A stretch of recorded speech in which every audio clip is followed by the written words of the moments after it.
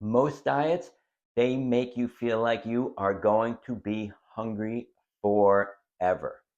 You cut calories, you get hungrier, and you assume, well, that's the price you have to pay to lose fat. Fasting, though, it's different. It changes hunger in a very different way over time.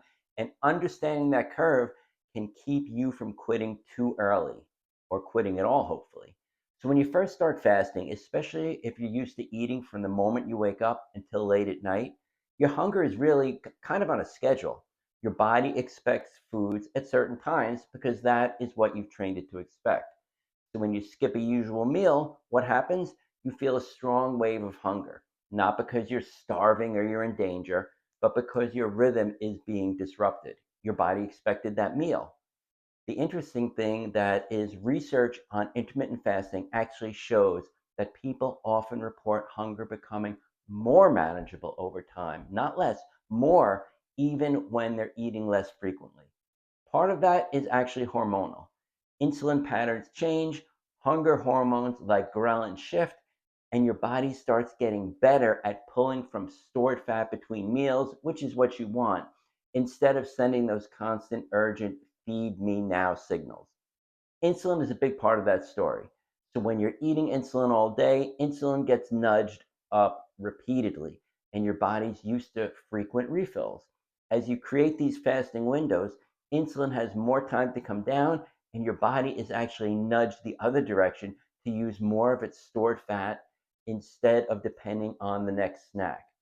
That shift can smooth out some of the extreme highs and lows that people feel with constant grazing. I know because I felt them. Another big factor, a big one, is blood sugar swings. Traditional dieting that focuses on small, frequent meals can create ups and downs in blood sugar and, of course, hunger, especially if meals are carb heavy or low in protein. Intermittent fasting, when set up well, tends to create clearer cycles. You're either in a fed state or you're in a fasting state instead of constantly bouncing between the two every couple of hours. That cleaner pattern, what does it do? It often feels more stable after your body has had time to adapt. It's important to know that the first phase can actually be the roughest. The first days, sometimes weeks, you might notice hunger waves hit at your old meal times. Totally normal. They usually peak and then they fade if you ride them out for a bit. And that's because they're partly habit, not a true emergency for calories.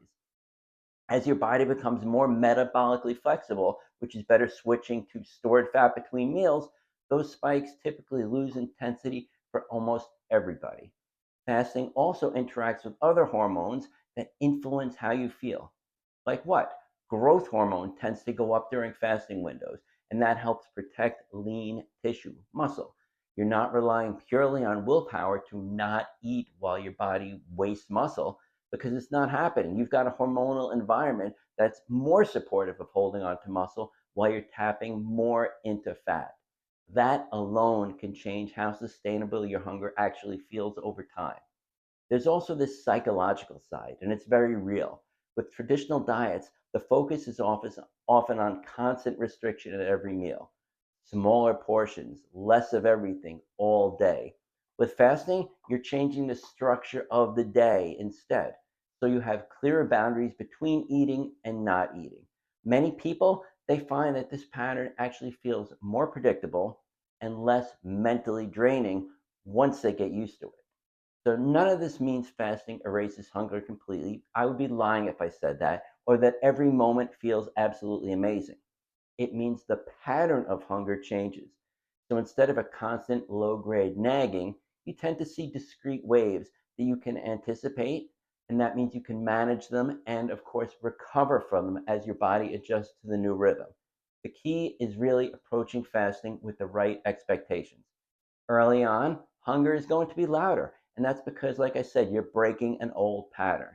As your body adapts, insulin patterns shift.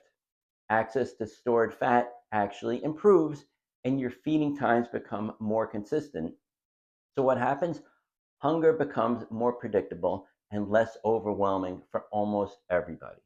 That's when fasting actually stops feeling like punishment and starts feeling like a tool. This is what I walk through in detail in all of my resources. how to structure fasting so you're not white knuckling through every hour, how to parent with eating windows, and these eating windows should actually leave you feeling satisfied. And importantly, how to line it up with real life so it is sustainable.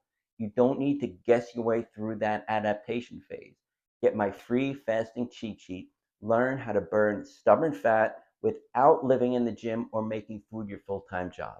There is a link in the bio for that, a link in the bio for my 5-star reviewed book, Fasting That Works, and a link for my Fasting That Works Fat Loss Masterclass. Grab them today.